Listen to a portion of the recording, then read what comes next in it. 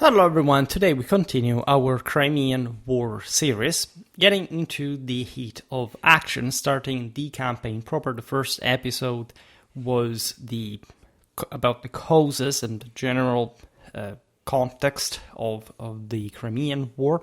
We're going to accelerate to 19th century warfare, because that's basically the one that we covered the least, especially compared to the previous centuries, and we've already made enough about the 20th in comparison to the sort of the newer series temporarily located in this more recent centuries, in fact. And this is an incredibly important war. You can argue that basically what we discussed in the last episode about the U.S. Civil War, this series we will continue naturally. Namely the European distraction concerning the U.S. Civil War that was deemed to be immaterial, unimportant from the old world perspective, was in fact, product of the very important lessons that indeed the Europeans learned at a doctrinal level, but not only from the Crimean War. And today we will understand also a bit better how and why that is the case. So at Calamita Bay, near the coastal town of Eupatoria, the Allied forces, so we're talking essentially the British, the French, the Ottomans, and we will look at which other foreign contingents, regular and irregular, existed from the Allied side, identified a suitable beach for their landing, selected for its relatively flat terrain and proximity to their strategic objective, Sevastopol. We described all this in the Allied plans and also the Russian ones, of course, in the previous chapter. But I presume you're acquainted with the Crimean War. If anything, it's a very important war in the essentials, in the fundamentals. Everything ended up revolving around Sevastopol, as you know. But the video in itself explains it all. So the disembarkation that followed was rather chaotic, with heated disputes, in particular between the British and French, over the allocation of shoreline sections, exacerbated by unclear prior agreements and national rivalries. Right, things were not done as we would be more habituated to do today. These tensions arose from the lack of a unified Allied command structure, however, which, in fact, at the time would have resolved the issue, if anything, with the British under Lord Raglan and the French under Marshal Saint-Arnaud, operating under separate chains of command compounded by logistical planning that failed to account for the narrow beach's capacity to handle simultaneous landings of two armies. Fortunately, opposition was negligible, limited to a small group of Cossacks, the famous irregular cavalry known for their mobility and scouting prowess, who, in fact, just observed the scene as slides and then basically withdrew to report to the Tsarist commanders. It was immediately apparent that the French, and this is a bit the leitmotif of the Crimean War in this age of comparison, as you know, social Darwinism was about to develop in a broader sense, positivism, a general competition between nations, etc. The fact that the French did really well, and surprisingly, the British did particularly bad. And we will see also in relative terms to their actual background how even the Turks, for example, were sort of more successful from their own side. In any case, the French benefited, in order to achieve this result, from a highly efficient logistical framework rooted in their centralized military reforms under Napoleon III's modernized army, executing a far more orderly landing than the British, whose logistical shortcomings were exacerbated by outdated administrative practices and a lack of cohesive supply chain management inherited from pre-Crimean War reforms that prioritized patronage over efficiency. This could be tied to the more sort of civil law, centralized statal organization of France in this historical period, the fact that the British actually were, definitely provided with an extensive naval and amphibious strategical and logistical notions, but also were acting a bit more ad hoc, right? And most of these issues are not much tied to, yes, in part here systemically to the military organization. And at times can be argued that the British had been sleeping really a little bit after Waterloo. Well, the same French had actually stepped up further in the art of war, but it's mostly a political issue and one of scarce organization in the moment, and because of also, again, lack of more permanent sort of checks, but also a lack of will in a sense.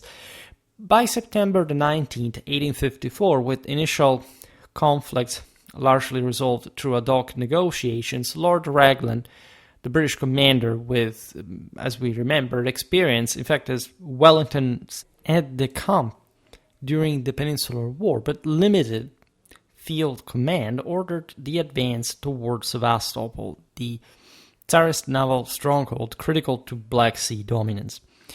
The troops began the march with high spirits, because after all, if you remember like the general background, the Russians had been withdrawing, of course, the Allied had the initiative, and it has bolstered also by early successes at sea, etc., and the prospect of a swift campaign, which was actually at hand at that point.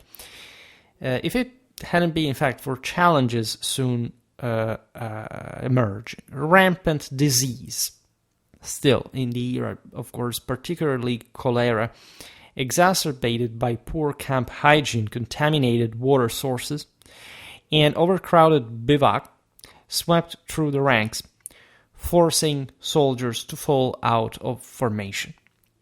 The British logistical and medical systems, hampered by bureaucratic inefficiencies and a lack of modern sanitation practices as highlighted by contemporary medical reports, proved woefully inadequate, causing significant suffering among the troops. This cholera outbreak, a recurring scourge in the 19th century military campaigns, was worsened by the British failure to implement these basic measures, such as those later advocated by Florence Nightingale, who, as you know, is this woman that came to manage part of this situation during the war, emphasizing especially like some certain basics like clean water and ventilation. The outbreak of this epidemic leading in Crimea to a mortality rate of over 150 in some units. Right, this is really bad. Like even just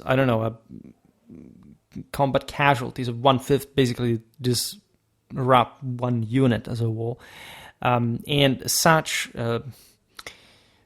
mortality shocked observers that were, as we were noticing in the first episode, sort of increasing at the time. More or less, warfare had always been this miserable, but by the means of communications of the era, the general increase in the involvement of public opinion, of journalists, of observers of all sides, like now that spread also to what was becoming essentially a mass society. And it highlighted the gap, in particular, between British and French medical preparedness. Again, what you see from the British side could be largely avoided just by better organization. It wasn't just inherent. The recurrent epidemics of the time, and of course also the lack of means to prevent this. Approximately halfway to Sevastopol, the Allies spotted the Russian army under Prince Alexander Menshikov, that, as we described in the first video, was a veteran of the Napoleonic Wars, but was also criticized for essentially his cautious tactics and aristocratic aloofness. The Tsarists were arrayed along the bluffs of the Alma River, that, as you know, is in fact the second one of not just one of the most important battles of the war, but also the first large engagement. Menshikov had strategically chosen this elevated position, leveraging the natural defensive advantage of the river's steep banks and cliffs, which rose 100 meters in place to make his stand. It was a solid defensive position, presenting the Allies with a critical opportunity, however, to defeat the same Tsarist forces in open battle. The Russians knew to be weaker, but the position was pretty good. Raglan and Marshal Jacques Leroy de Saint-Arnaud, the seasoned French commander that we mentioned, that had already had experience in the Algerian campaigns, also made some videos about the French Foreign Legion, if you're interested about that background, where he had honed like the local counterinsurgency tactic against the Berbers, deployed their forces in response. Raglan positioned his British divisions, including the first under Sir George de Lacy Evans, a Peninsular War veteran as well, and the second under Sir George Brown, known for his aggressive tactics, on the left flank. The French under General Pierre Bosquet, a skilled tactician with colonial experience, was in the center, and the Ottoman Turks, less experienced but bolstered by French advisors on the far right, aiming to outflank Menshikoff's position. However, poor coordination stemming from linguistic barriers as well, but not much even just with the Turks, just English and French officers, for example, relying on translators to communicate with one another in differing command structures, in particular between the British with their regimental traditions and the French with centralized control, disrupted the plan, resulting in a direct frontal assault against the Russian positions. Naturally, there is some principle to that, but it could have been better handled, including, like, if you think about the legacy of Waterloo for everybody involved, that's exactly what Napoleon had done, right? And the only option there would have been maybe to attempt an outflanking maneuver, as it had been envisaged, as we've seen here, by the Allied deployment as well.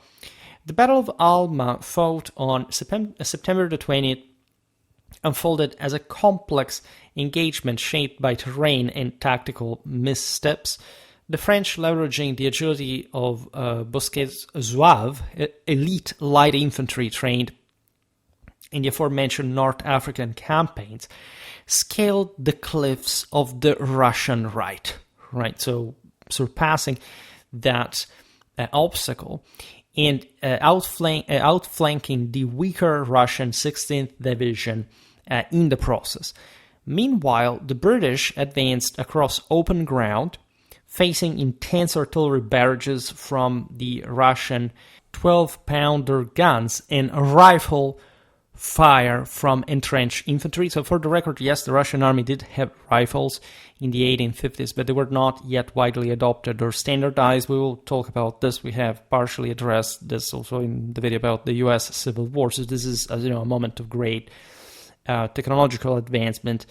But at large, the Russians were still using smoothbore muskets well into the 1850s otherwise, and during the same Crimean War, they were outgunned, right? In particular, the British and the French had much more accurate rifles that gave their soldiers increased range and excellent accuracy.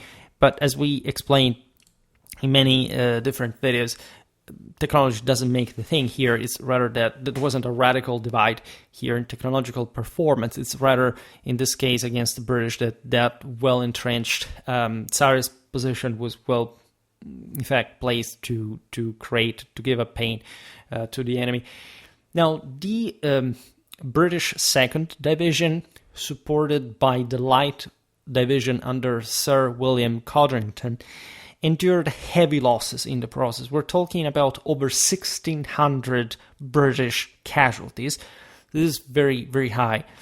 However, their disciplined volleys, rooted in still Napoleonic era drill, but still effective at this point, broke the Russian center after the French in particular secured the heights, as we've seen on their own with the Zouaves and other troops. Now, the Russians, with 6,000 casualties, withdrew in disorder. This gives you a pretty muscular idea of how sort of feeble, in that sense, that the quality of the Russian forces was, regardless of the strong defensive position. In fact, the Tsarists had really been unable to counter their foes, due also to Menshikov's failure to commit his reserves promptly. Now, von Clausewitz died recently in this picture, and he would have, at this point, he was not yet red, right? He becomes famous actually when Germany becomes famous, during its unification, and the French would know better less than 20 years later. But we have actually read about the importance of reserves. Here we are still looking at a sort of Napoleonic warfare, at least in legacy and in mentality, in gradual development. And indeed, it's not much just some given force that you fight a battle with. Otherwise, it would be simply a mathematical equation. At this point, the Allies had, as we've seen, been taking their casualties, had been advancing frontally.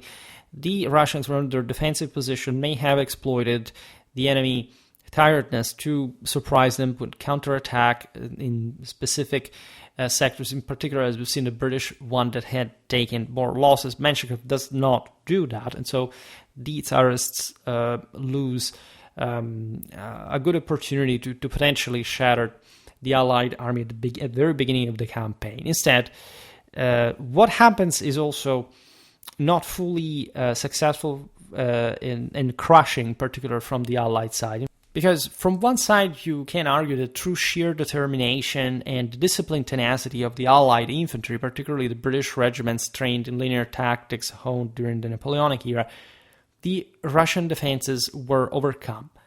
Menshikov, unable to mount an effective counterattack due to his reliance on static defensive strategies and limited reserves, exacerbated by his low communication within his sprawling army, retreated northward. So the Battle of the Alma is, of course, an Allied victory. However, the Allies would not pursue the Russians to the extent that they could have actually overwhelmed the larger Tsarist force in Crimea, and even having taken Sevastopol in the aftermath instead of the bloody siege that would unfold.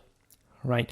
Raglan attributed this failure in pursuit to the exhaustion of his troops, who had marched 15 miles and fought under intense heat.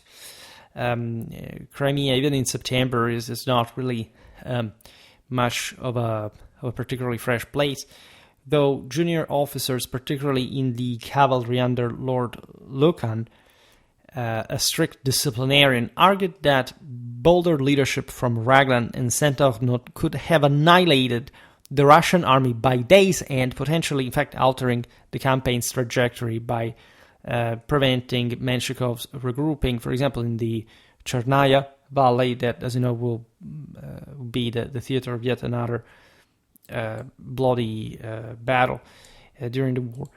The decision not to pursue stemmed from Raglan's conservative approach, shaped by his staff experience, likely rather than field command, and Saint-Arnaud's deteriorating health. He had cancer, and his ability to press for aggressive action was somehow limited, also in a human sense. Menshikov's leadership was equally uninspiring, to say the least, as he failed to exploit the Allies' indecision with a significant counteroffensive constrained by the rigid Russian military hierarchy with stifled initiative, and also logistical constraints, including slow supply lines from the Russian interior, relying on ox-drawn carts. Right, we explained how basically that the Russians themselves did not really care very much about this region, and they were, however, rather fearing the collapse of their entire empire. That they had feared initially an attack from the Baltic, but the Russians said no, so that's why it didn't happen. Following their victory at the Battle of Alma, the Allies continued their march southward towards Sevastopol. This was a 40-mile trek through rugged terrain, so not a particularly demanding path it's basically 2 days of march. However, Menshikov, wary of being trapped within the fortress city, withdrew to its northeast to maintain at least some kind of operational flexibility and preserve his field army for future engagements. Because after all, the fortress could be held by just some troops, and in case the Russian commander thought that he could still regain the initiative at some point.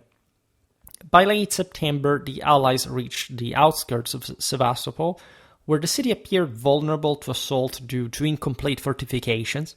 As we've seen, the Russians had not really rushed to build defenses that were still, in fact, under construction out of sheer lack of enthusiasm, of more material forces and care in general for Crimea, at least in the bigger picture. However, the Allies at this point hesitated. Once again, Sir John Burgoyne, the chief British engineer and veteran of siege warfare from the Peninsular War, conducted a brief reconnaissance and concluded that a frontal assault would result in prohibitive casualties due to the city's formidable fortifications, including bastions and redoubts constructed under Russian engineering expertise led by Colonel Todd Laban. Burgoyne's assessment was informed by the city's layered defenses, including the Star Fort and Bastion No. 4, which bristled with artillery, and were supported by deep trenches, making a direct attack akin to the costly assaults of the 1812 siege of Badajoz. Drawing on lessons from historical sieges like the latter, he recommended a prolonged siege to force Sevastopol's surrender without excessive bloodshed, a strategy that Reglan endorsed, initiating this arduous siege of Sevastopol on October the 9th, with essentially trenches dug to approach the city's defenses systematically rather than concentrated forces in a resolutive assault. Within Sevastopol, the Russians worked at this point with greater haste to strengthen their defenses under the command of Vice Admiral Vladimir Kornilov, a charismatic naval officer with a reputation for at least inspiring loyalty gained through his leadership at sea, assisted by Colonel Franz Edward Ivanovich Todd Laban. This was the brilliant engineer whose innovative approaches to fortification, including layered earthworks inspired by Vauban's principles, would become really renowned, say the least. Ordered by Menshikov to hold the city at all costs, the Russians scuttled much of their Black Sea fleet, sinking over 20 ships of their own to block the harbor entrance, repurposing the sailors that were naturally trained in gunnery and thus in the same naval artillery, of course, including heavy 68-pounder guns capable of firing explosive shells to bolster land defenses. This is a pretty desperate measure, but it does create, of course, problems to the besiegers. Todd Laban, leveraging his expertise in field fortifications developed through Russian military engineering schools and practical experience in the Caucasus especially, oversaw the rapid construction of entrenchments necessitated by a shortage of masonry materials due to limited local quarries and disrupted supply lines. Todd Laban's fortifications, including the Malakhov Redoubt and Great Redan, utilized earthworks reinforced with gabion and sandbags, absorbing artillery fire more effectively than stone and allowing rapid repairs, a tactic that frustrated Allied bombardment of forts. Kornilov and his team also galvanized the civilian population, employing religious ceremonies led by Orthodox clergy who conducted processions with icons and impassioned appeals to defend the Holy Mother Russia, even though they were basically ditching them, leaving them on their own with really no preparation for the siege up to that point, which, however, ignited among lesser people, of course, a wave of some sort of patriotic fervor, also because mostly this Sevastopol was populated the usual colonizing tactics of the Russians. And this mobilization was exploiting a bit everybody in the integration of civilian labor, for example, seeing women and children contributing to earthworks, ammo transport, and hospital work. So this was all drawn as basically a parallel to the 1812 defense of Moscow. That also, in fact, did not end quite well, as far as Moscow was concerned, in particular. But that again exalted this at least symbol of national resistance against the French and also other peoples that would historically remain basically always antagonistic with the Russians, such as the British. Now, this effort transformed Sevastopol into a fortress city on the basis of its means, with civilians and soldiers alike contributing to the fort. The Allies' inability to fully encircle Sevastopol at this point, due to limited manpower, approximately 65,000 total Allied troops, and the rugged hilly terrain, which hindered trench networks, allowed the Russians to receive at least reinforcements via Fort Constantine from the north. This was not excessive, but you know that during a siege, like if you have an opening, if you're not able properly to surround the stronghold, this can resupply in manpower, material, and so it becomes all the more complicated, to say the least. By late October, the Russians had amassed approximately 120,000 troops in Crimea, including reserves from Simferopol mobilized through also Russia's interior garrisons, compared to 40,000 French, 25,000 British, and roughly 10,000 Turks that were, however, enough to put the Russians on the defensive. Yet, also, the Allies in this precarious situation, in fact, of besiegers, as they faced both the robust Sevastopol garrison, numbering over 50,000, and Menshikov's mobile field army on their flanks in the Chernaya Valley. You understand how the thing would unfold, and so how the siege basically was also projecting itself outside of the same Sevastopol. So, as always, like in big engagements, odds are balanced.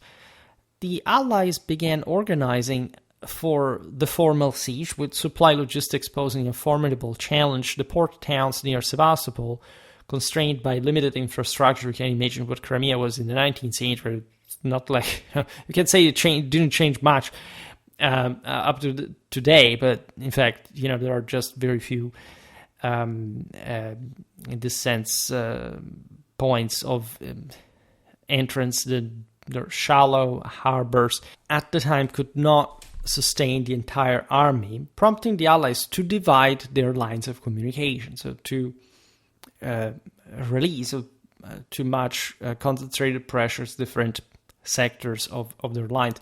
The British established their base at Balaclava, a cramped harbor vulnerable to attack due to its narrow entrance and limited docking space, while the French operated from Kamish, which offered superior facilities with deeper waters and better protected anchorage. Of course, given the size of French troops, the British had to agree to this settlement. The choice of Balaclava was driven also by its proximity to the same Sevastopol. It still provided the British with the problem of its exposure to Russian raids and at least insufficient capacity for the same British Army's 30,000 tons of monthly supplies, including food, ammo, medical stores. So it's not an easy situation. You're squeezed. There are many instances in Mediterranean warfare in particular where this would actually occur, given the rugged terrain, in some places like, say, unupdated infrastructure. Now, the initial siege sectors positioned the French on the left. So if you look at this at a map, I inserted some of them. I don't really fix them at the moment I speak because it takes too much time. But in any case, this French left essentially targeted the Flagstaff Bastion a key Russian strongpoint? Well, the British and the Turks were on the right, facing the Malakoff Redoubt and the Great Redan, leaving the British with fewer troops in the most exposed position due to their proximity to Menshikov's field army and, again, in front of the strongest Tsarist defenses. So it's a series of factors that do not really favor the British position. To begin with, Menshikov's field army stationed to the northeast in the Chernaya Valley forced the British to divide their efforts further between besieging Sevastopol and guarding against potential Russian offensives, a dual task that strained their limited resources. Right? This necessitated, as you understand in the broader ratio of force here, the same French to detach a corps under General Bosquet, comprising 10,000 men, so basically re-equilibrating the overall numerical half, right, of the two sides, to support the British, further complicating, however, command structures due to different national priorities. The British focus was on Sevastopol versus the French emphasis on flexibility, because as we've seen, the French were sort of more proactive, so to say, and which during a siege, naturally, it's also complicated to put it work. And communication challenges were also exacerbated by the absence of the aforementioned, unified Allied command, with Raglan and Saint-Arnaud, later Canrobert, because Saint-Arnaud died, issuing parallel orders. On September the 29th, the same Saint-Arnaud died, right? And this loss actually shook French morale, and at that point, it's General François Certain Canrobert, a more dynamic and reform-minded commander with experience in colonial warfare in Algeria as well, where he led successful campaigns against local tribes, assumed leadership of the French forces. The Allies also made a critical discovery at this time. A set of Sevastopol's defense plans was found in a farmhouse, likely abandoned by a Russian officer during the retreat from the Alma River, possibly a staff member of Menshikov's headquarters himself. Naturally, these plans, detailed sketches of the city's fortifications, were quite useful, revealing the Allies' layout of the Russian bastions, gun emplacements, and supply routes, providing them with a substantial strategic advantage, but also underscoring the complexity, of course, of the Russian defenses as they had been now bolstered. These plans revealed, for example, the centrality of the Malakoff Redoubt, so this small but heavily fortified hilltop armed with over 50 guns, including 18-pounders, and anchoring the Russian defensive line, which would become the focal point of the siege due to its commanding position over the city's eastern approaches and harbor. On October the 17th, Allied artillery, supported by naval bombardment from British and French warships that already at this point really were something, technologically wise. We'll surely make some more videos about the development of naval artillery and art of war in general, including, in fact, steam-powered vessels like the HMS Agamemnon, equipped with 68-pounder guns, opening fire on Sevastopol, targeting key fortifications such as, in fact, the aforementioned Malakoff Redoubt and the Great Redan. The Tsarists responded with intense counter-battery fire, leveraging their extensive artillery emplacements, which included over 600 guns, ranging, as we've seen, from field pieces to heavy naval ordnance. Right, so it's as if part of their ships had been brought there. This bombardment is really important in the art of war because it's one of the largest of the era. It saw the Allies fire over 50,000 rounds in a single day, underscoring the escalatingly advancing British and French industrial, technological, economical potential. But Todd Leben's earthworks, designed to absorb and dissipate explosive shells, absorbed actually much of that damage, revealing the limitations of Allied artillery against also sort of equally updated fortifications. Naturally, everything was imperfect as always war is, but this is important. We'll see it very well, especially in the series about the US Civil War. The increasing necessity of parabolic shelling as against such type of fortifications that would be so crucial against the trenches of World War I. That was not really that far away, just a couple of generations. The Allied naval bombardment, involving 15 British and 14 French ships, aimed to suppress Tsarist batteries, but was hampered also by the harbor's narrow entrance and submerged obstacles we were talking about before, limiting the fleet's ability to close within effective range. Russian counterfire, including heated shot, damaged several vessels, forcing a partial withdrawal. Despite significant casualties on both sides, Allied losses exceeded 500, with Russian casualties estimated at double the same figure.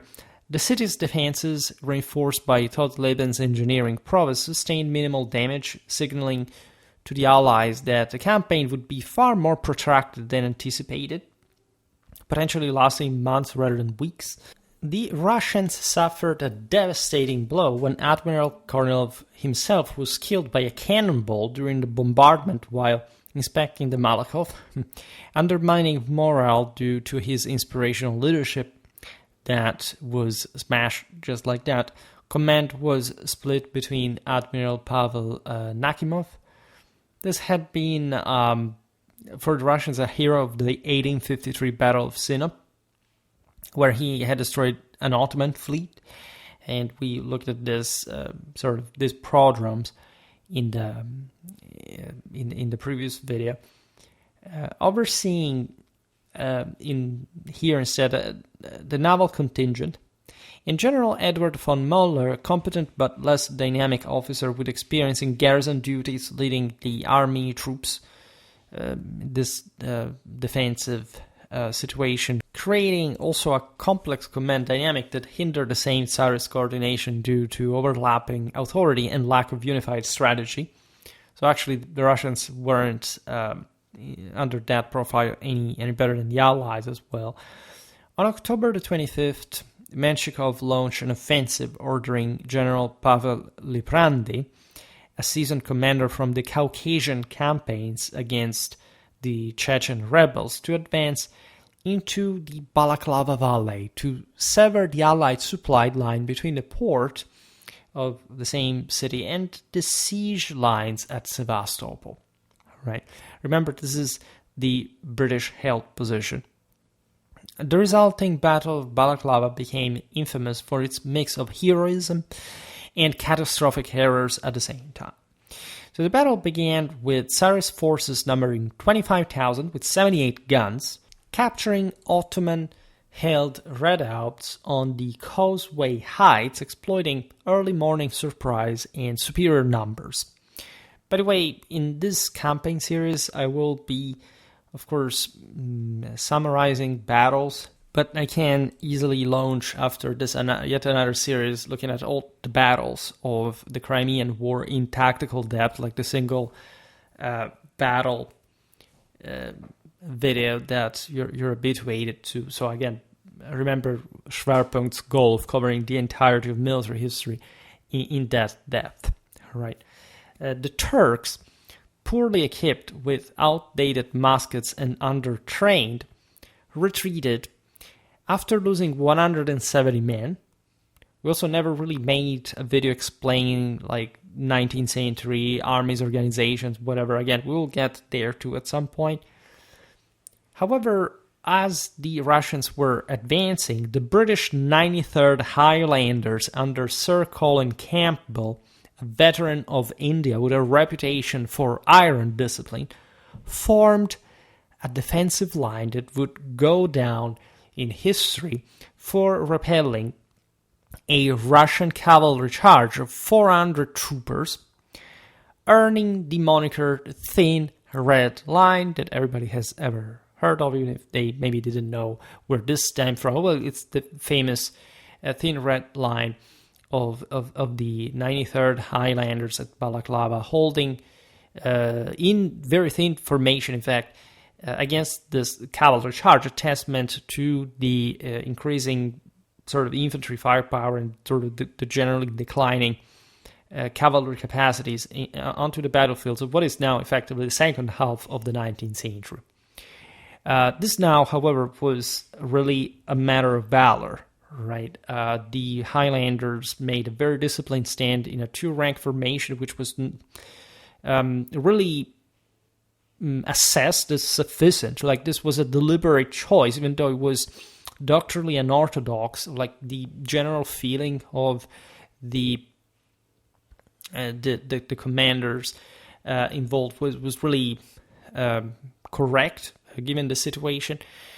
Besides, the British Heavy Brigade, led by General James Scarlett, a cavalry officer with, say, limited combat experience, these things are important after all, launched a counterattack to press on the Tsarists, in fact succeeding to rout a larger Russian cavalry force of 2,000. On top of this, in a rare uphill charge that really showcased British horsemanship at that point. And again, this is yet another epic incident of this engagement. However, not everything went well. In fact, a catastrophic miscommunication between Raglan and Lord Lucan, exacerbated by ambiguous orders delivered by Captain Louis Nolan, a hot-headed staff officer who died in the same charge, led to the Light Brigade under Lord Cardigan, a haughty aristocrat with personal animosity, especially towards Lucan, charging into a valley flanked by Russian artillery and infantry. This would instead result in a bloodbath, right? The Light Brigade's charge, targeting a Russian battery at the valley's end, covered 1.25 miles under fire from three sides, known as the Valley of Death, and this Crimean landscape is pretty grim. On top of all what was going on across the theater, the brigade, numbering about 670 men, faced enfilading fire from 20 Russian battalions and 50 guns, suffering 110 killed, 161 wounded, and 45 captured in barely 20 minutes. You might say, well, but we're habituated, I don't know, to the rates of fire of the 20th century. Well, this was, aside from the fact, like a 40% casualty rate at that speed, something unheard of the time. In cavalry in these situations was normally thought to still, handle itself pretty decently. And such bloodbath shocked Europe and became a symbol of military blunder due to command failures. Mostly so, yes, it was actually also a bad decision, but there was like a pretty graphic demonstration of the effectiveness of concentrated artillery and rifle fires in the process. When the engagement ended, the Allies retained control of Balaclava, because naturally the Russians had been defeated, but the Tsarists still held the Causeway Heights, remaining perilously close to the British supply line. As we've seen, spaces were pretty narrow, thus threatening, especially the British operational sustainability by controlling key roads. On November the 5th, Menshikov struck again at what would become another famous battle of the war, the one of Inkerman, where Tsarist columns launched a surprise attack on British positions. The Russians had sort of understood that, of course, that sector was the most exposed. They tried to exploit this. This is essentially on the southeastern slopes of Sevastopol. Remember that, as we've seen, this major Russian force outside Sevastopol is in the northeast, and just south of that you have the British and the Ottomans that are holding the right flank of the Allied deployment. The Russians also exploited foggy conditions to mask their advance, so again they had planned this carefully. The battle, often called the soldiers' battle due to its chaotic nature, meaning literally fighting down to sort of man to man when things really get to the collapse of any other order. So Russian forces, numbering over 40,000 under General Simonov, a naval officer, by the way, and General Pavlov, line commander, attacked the British 2nd Division at Home Ridge, so-called. The British, with only 8,000 men initially, relied on disciplined musketry, using the mini rifles' accuracy and small unit cohesion to hold their ground, despite being outnumbered. The aforementioned sort of training, technology, and combination of military quality really proved their worth here. Besides the arrival of French reinforcement under General Bosquet, including the Zouaves and Chasseurs, turned the tide of battle, with Allied artillery including 18-pounder guns inflicting heavy losses on exposed Russian columns that were butchered down. The battle's confusion, exacerbated by fog and broken terrain, led to decentralized fighting, with British regiments like the 41st and 49th engaging in brutal close-quarters combat.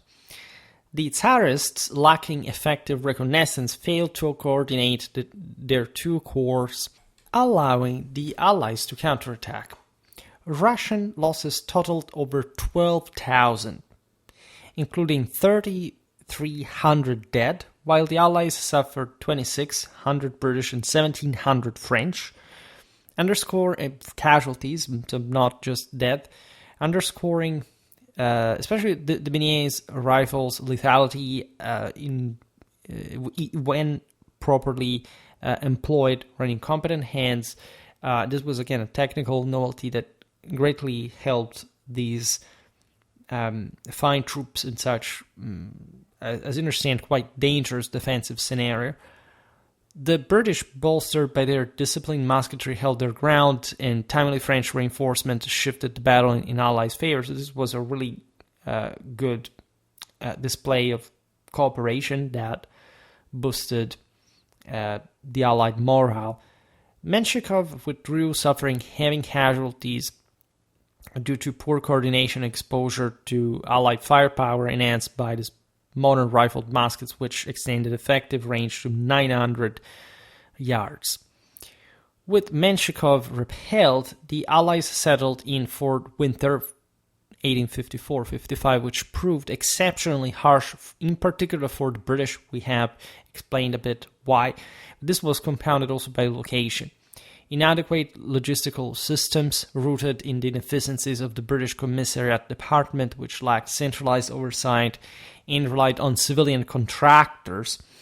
We've seen how dangerous this would be still during the U.S. Civil War, while in fact Europeans had been updating the system to military control.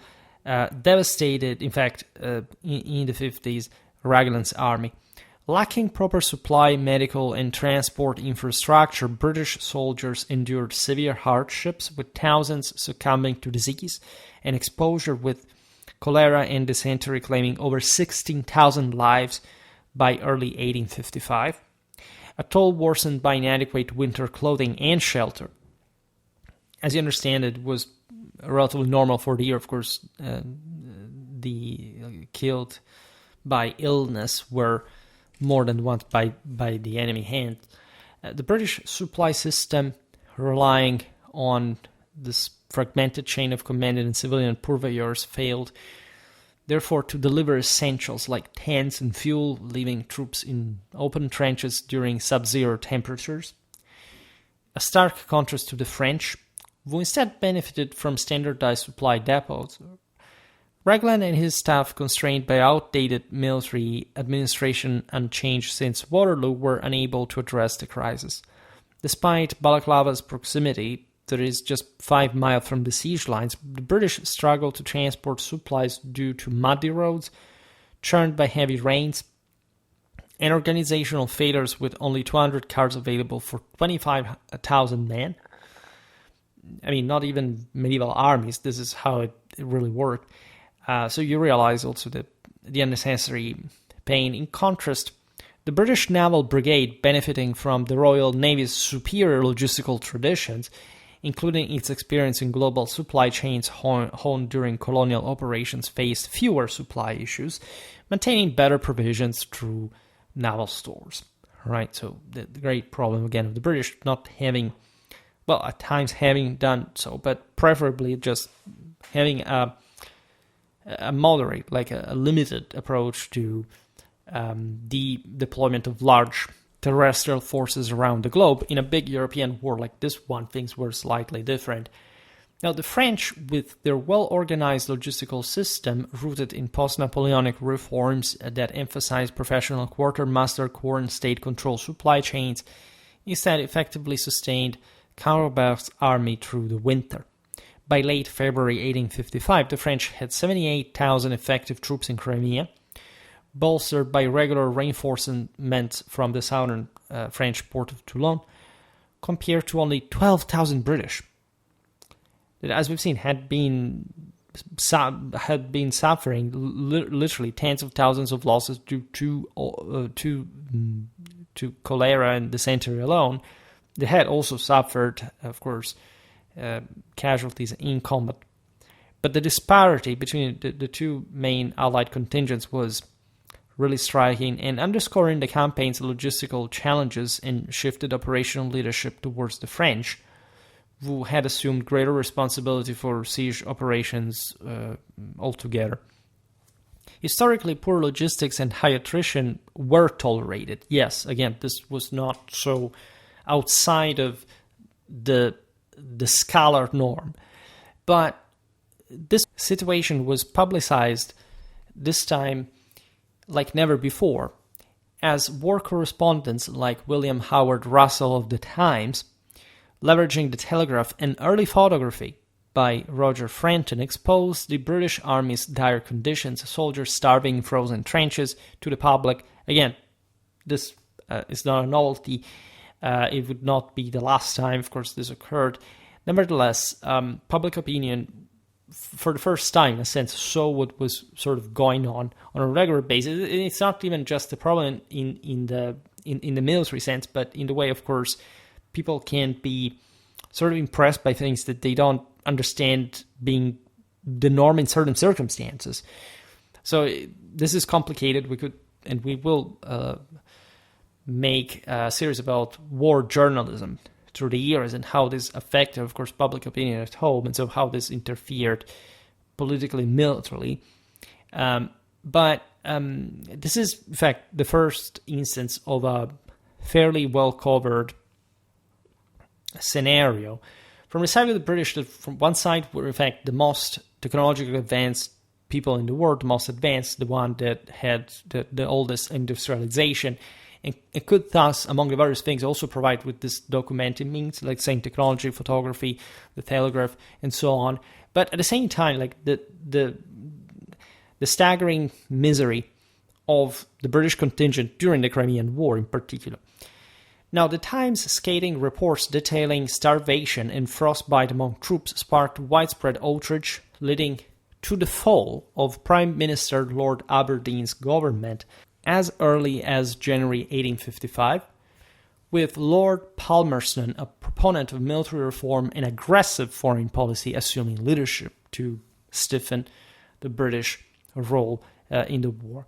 Despite these challenges, the British rallied. In fact, public campaigns delivered relief supplies, for example, also through still private means, but ones that increased the general efficiency, including the provision of clothing, blankets, and preserved food. Florence Nightingale, we mentioned her before, I inserted some of her pictures here, sort of really reshaped at the root military medical care in Crimea and elsewhere as well, because I think she established some recovery also in the Ottoman Empire with her sanitary reforms, reducing hospital mortality rates radically from 42 to 2% at least estimated, by implementing hygiene protocols like hand washing and ventilation, horse-drawn railway constructed by civilian contractors under Samuel Peto, improved supply transports from Balaclava to the siege lines, completing the 7-mile line by March 1855, capable of moving 200 tons daily. The Russians, by the way, had nothing of this capacity. Reinforcements, by the way, including militia volunteers from Britain's home defenses, bolstered British ranks. This also speaks of the general sort of citizenry soldiery that the British and this more liberal kind of governments of the time had compared to the more reactionary and backward, like the Tsarist regime, for example. Besides, this was also particularly important, the Kingdom of Sardinia, Piedmont, that was seeking like a prominent role in international affairs, especially securing the British and the French support for the sake of the Italian unification against Austria. At this point, dispatched, quite instrumentally in this sense, a 15,000 strong expeditionary corps under General Alfonso Ferrero La Marmora. And this was actually, by the way, a very good contingent. It distinguished itself by quality, order. As you know, Sardinia, Piedmont was basically the Prussia of Italy, right? It was a very militaristic state. It was also one of the most industrialized in Europe. Like Italy was, generally speaking, backward at this point, but one of the single most concentrated levels of industrialization laid in the triangle of Milan, Genoa, Turin, controlled by the Savoy dynasty. And this intervention is, again, important because it's sort of like the first step of Italy among the sort of the great Western powers in this contemporary era as a protagonist. We'll make videos about the Italian Wars of Independence and further. And this general ambition to secure Piedmont Sardinia's place in European politics, gaining especially French support for the Italian unification under King Victor Emmanuel II, would actually succeed in the longer run, under especially also the quite clever direction of Camillo Benso, Count of Cavour, that was a bit like the architect behind all this diplomatic entanglement.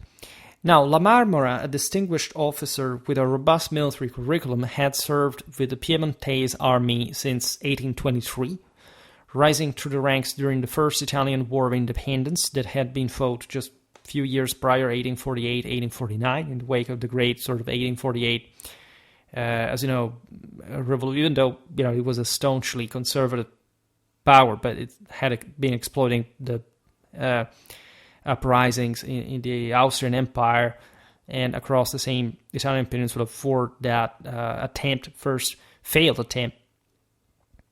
La Marmora on that occasion had commanded artillery and infantry units against the Austrians at battle like Goito, where he upheld an Austrian counterattack, and at Novara despite the Piemontese defeat.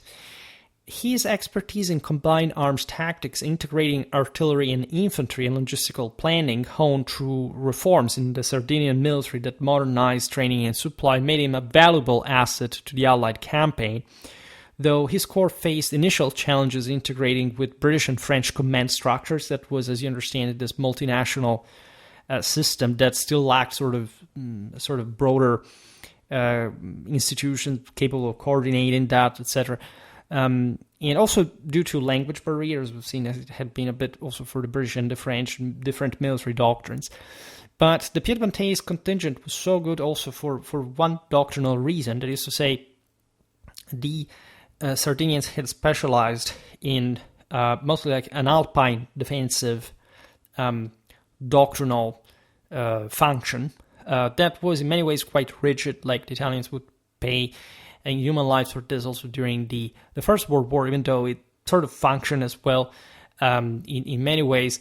I made a video about the Battle of the Altipiani, by the way, that was the largest mountain battle in history against the Austro-Hungarians in 1916.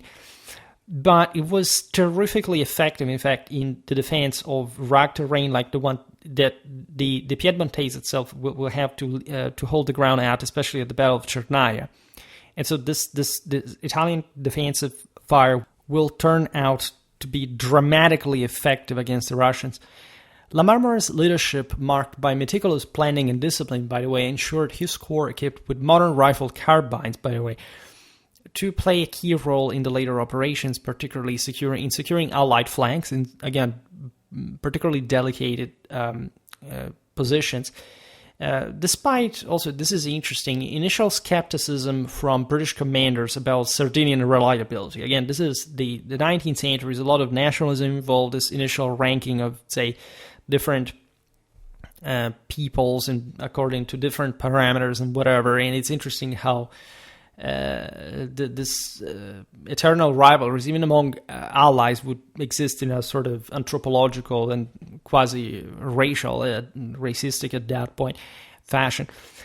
The British also recruited mercenary legions.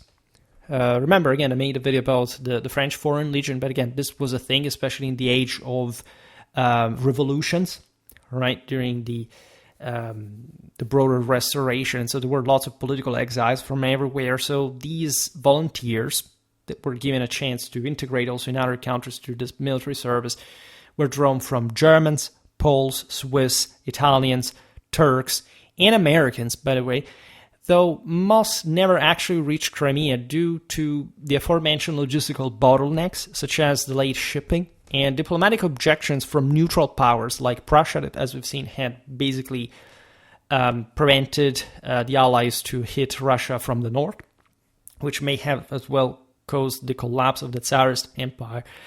And because, and as we've seen this also in the video about Steba, Prussia was a very reactionary power at that point, and it was wary of foreign mercenaries, of people of hot heads, of people with good cause, uprising, whatever, as well as this broader, also international meaning of all these various foreign volunteers, because they could sort of trigger this or that power and saying, oh my God, there are those guys there, so that's the actual spirit of that country against us or whatever, at Similia. But we will talk about this in other videos, of course.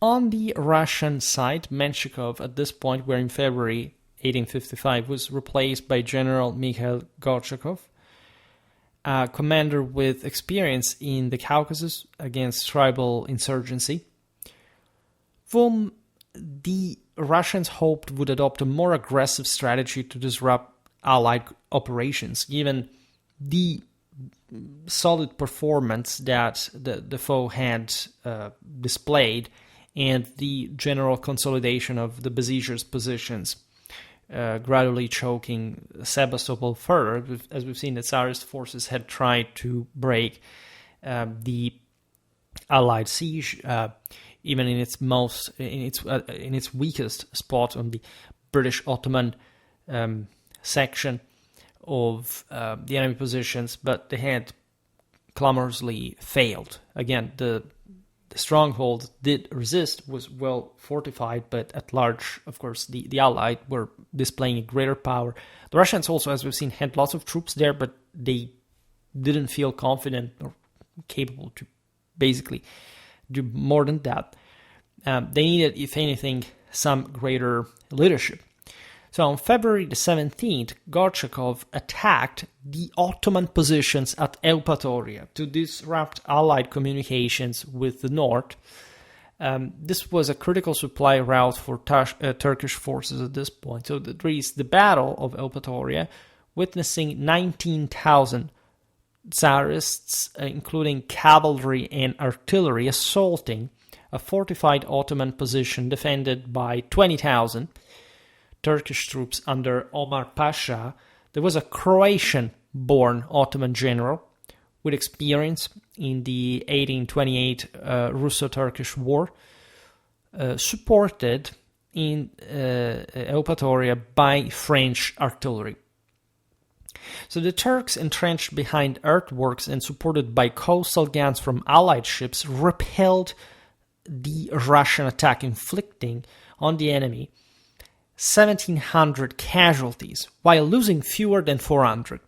Right? This demonstrated the effectiveness of prepared defenses and Ottoman resilience under modern leadership. As we were saying before, the Turks did surprisingly well, considering their sort of backward background and their overall scarce military quality. They succeeded on multiple occasions, including this one, here heavily covered by French artillery, but still holding their ground and repelling the Russian assault that, by the way, was poorly coordinated due to Gorchakov's over-reliance on frontal tactics, which definitely did not really help in this circumstance. I mean, you failed already with sort of more sophisticated, as we've seen, kind of almost infiltration, like passing through the fog and with more complex operations. Of course, there is a strategic point in frontally attacking the enemy, but of course, if the enemy defenses are stubborn, like in this case, it's a bit difficult to simply repeat the thing over and over again, thinking that that would work, as opposed to what had been something more genial, something more constructed before. It's also true that, as we were pointing out before, that there were these ethnic prejudices. The Russians thought poorly of the Turks in general. Until the Ottoman fortifications seemed like, okay, well, this is a weak point.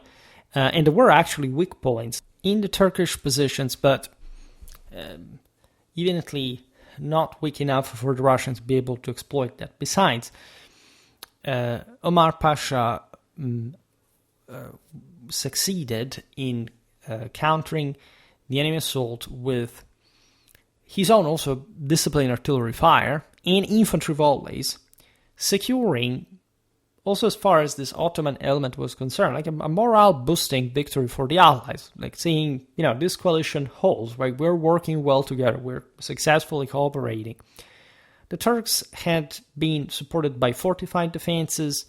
They had, proven the fact that overall they worked well in coordination with their friends. Instrumental friends, of course, but still. Within Sevastopol, Todleben's engineering genius, meanwhile, including nightly repairs to damaged fortifications and counter mines to thwart Allied sappers, because there was all a work here of bombardment, tunnels, digging, etc., mining, counter-mining, transformed the city's defenses, aggressively extending entrenchments and counter-siege works, such as the so-called White Works, forcing in certain instances the Allies to defend their own lines against Russian sorties coming from there, right? This almost prefigured like trench warfare in a sense, because that's what it was, but in a broader positional fashion, meaning that here, yes, there was a siege, but there was basically like a back and forth, even outside the same fortification. And this is complex because sorties had always been carried out to disrupt, especially historically. If you look at medieval warfare, we've seen it many times, enemy siege engines, whatever. Here instead, it was probably a more, it was starting to profile itself as a more mass society kind of warfare with, we understand here, literally hundreds of thousands of troops, very complex, extended entrenchments that are used not just to defend, but to bring, in fact, these defenses ahead enough to launch assaults from them, right? And in this, again, Todleben's work was really very, very valuable from the Russian side. In fact, the Tsarists, by the spring of 1855, had already launched over 50 sorties against the Allied fortifications, even though they had not been, as we've seen, particularly successful. For Raglan and Canrobert, this change, like in the, if anything, Russian fortification posture, was unacceptable.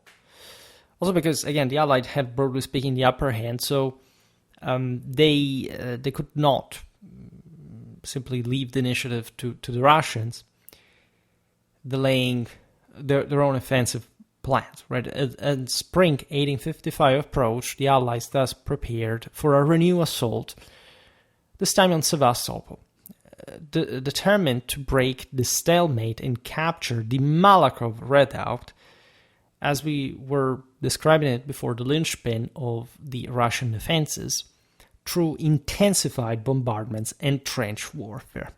This we will, however, see in the next and fundamentally last video about at least this introduction to the Crimean War, that I hope at least in strategic perspective has been clear and I'd say insightful, as much as, this is notorious history if you have ever read about the campaign, etc. But, Schwerpunkt reaches different people that may have simply not had even the time to read this somewhere else, and we discussed this in some depth, also with parallelisms drawn from the rest of our episodes, as was addressing at the beginning of this one itself. We were expanding in 19th century warfare, which is the smallest of the playlists dedicated to, at least to the centuries. The centuries, I think, is stopped to the 6th. I think made going backwards, like the 6th AD. Then I will also have to expand on the previous ones, BC, etc. As we're really thickening the ranks of videos, especially about warfare, and I'm very proud of this so far. This video makes the 28th 19th century warfare one.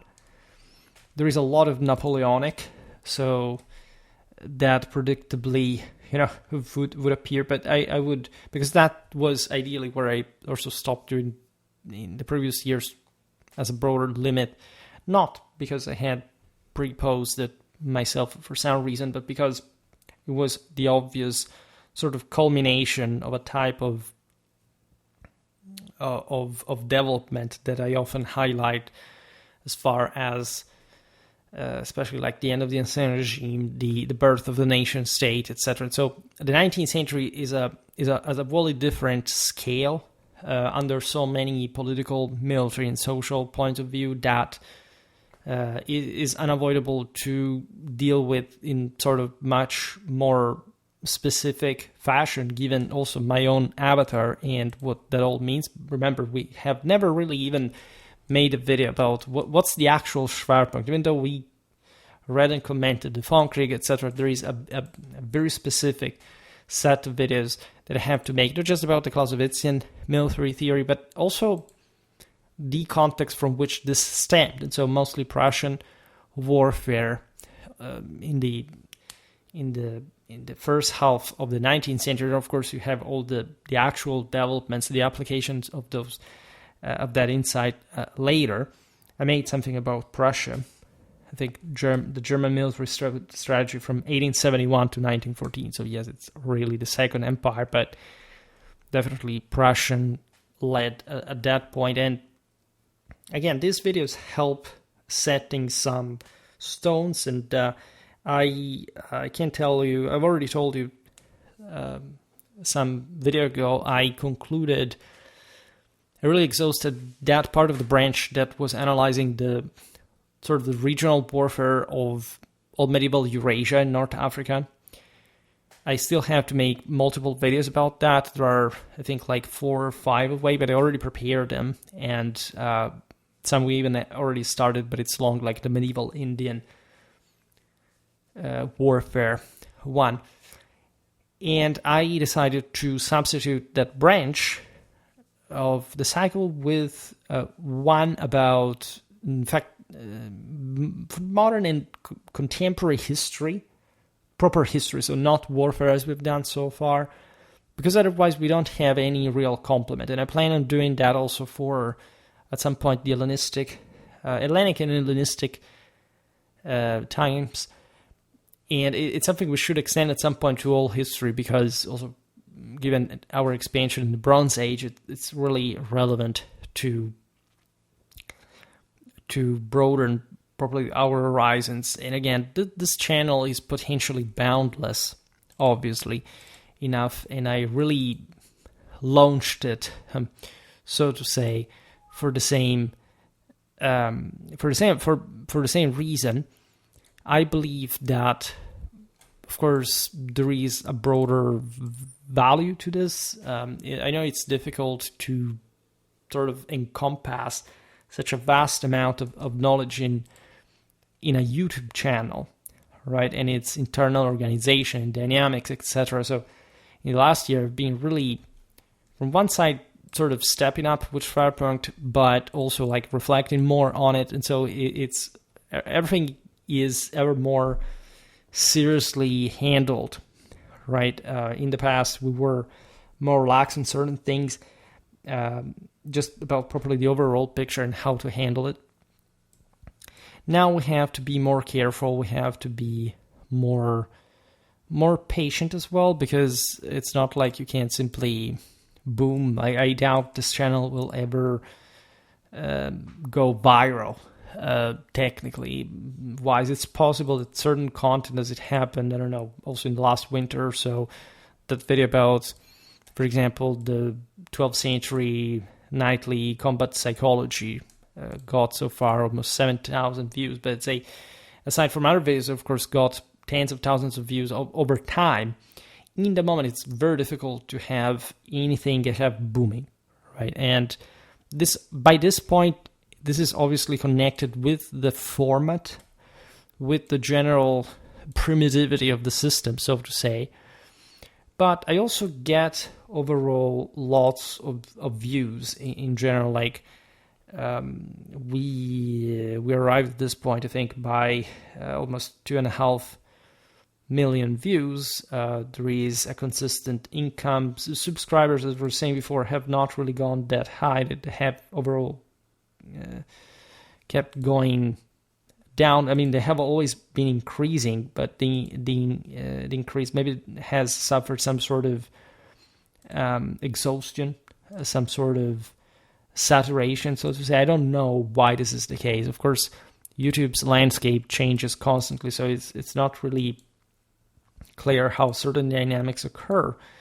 In any case, we seemingly plateaued at this between 3,000 and 4,000 views every 48 hours. And again, it's not much, but it's been consistent, meaning it's never gone down.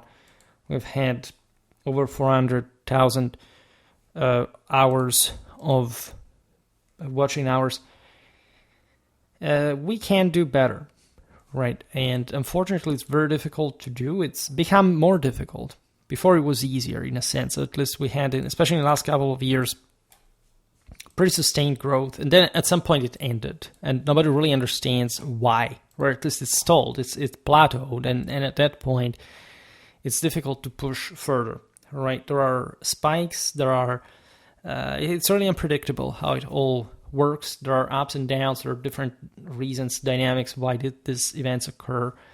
But it's really difficult to understand also really what's really behind that. Hence, I always encourage my followers to share. I see that this does not happen very much. This actually damages the channel. I mean, if you're looking forward to my further content, not sharing in this sense does not help getting that done. Meaning that you're also not really, because I see that there is a basis, the supports and everything, but the potential we have in sharing and in doing so in a functional, structured way is radically underused, and this is not really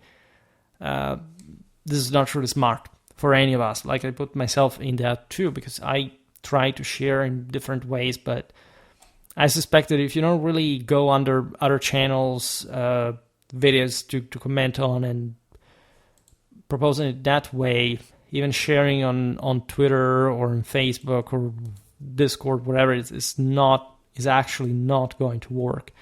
And this is unfortunately self-evident. And then again, I have actually like some good stats in relative terms to the single videos, and that's the thing that bothers me the most. Like, if people knew that I exist out there, I would actually get the views. All right, so this is not really some kind of accident. There is really some impediment, either voluntary or involuntary, that doesn't make us step further. For the rest, I think, partly, especially my members, that have more or less remained the same ever since I think I introduced this last year or so. We have a new one I see, just signed, and yeah, this is a great thanks for. We have 26 so far. I'm planning to, by the way, use Patreon because again, everything that arrives comes. It's not important. I don't care about donations per se. I care about views. I care about people knowing that I'm there. Then, if I'm known and they don't watch me, it's fine. I'm doing this anyway. I'm earning so much from my own learning, right? That is unbelievable. Also in my work, and I try to, of course, to transfer as much as possible to Schwerpunkt from that one as well. But again, that's the thing, and I thank obviously all my 27,000 subscribers because they are really the soul of this. And so again, if we unite forces, if you realize how much we are, and you realize what kind of difference we can make, even just by a few, just like sharing, etc., you realize how empowering this can get. And this is really at everybody's benefit because, as you know, I'm that weird of a YouTuber, so to say. I don't really play by the rules, and I partially pay for this, but the type of content is actually like the good one for whoever wants really to have a dialogue with history in ways that are not just either simply spoon-fed to you in cheapened ways that do not really help, nor dispatch for, I don't know, super insight lasting however 15 minutes, not really explaining anything, and being an AI summarized based on COVID stuff that does not quite hold water in terms of actual expandability for the audience, right? And it's basically a scam to make people earn on the basis of your gullibility. I am not doing that. I'm not preventing you from watching. I'm not asking you money for that. I am just doing the bare minimum as far as that is concerned, because YouTube would monetize my channel anyway at some point, even if you don't want to. That's the only thing, that I started like that, to monetize myself. And I'm doing the whole thing here, and it feels cool as long as, of course, it's rewarding for everyone involved, and I really long for that at the fullest. So let's make it happen. I think it's really crucial. This was again a bit like the middle part of our series about the Crimean War. Then we'll expand on it as well. For today, however, I stop it here. I just hope that you enjoyed this video. If you did, please share it. Otherwise, leave a like or subscribe to my channel if you're interested in my upcoming content. As always, I thank you heartily for listening to me. I wish you a nice time and see you next time.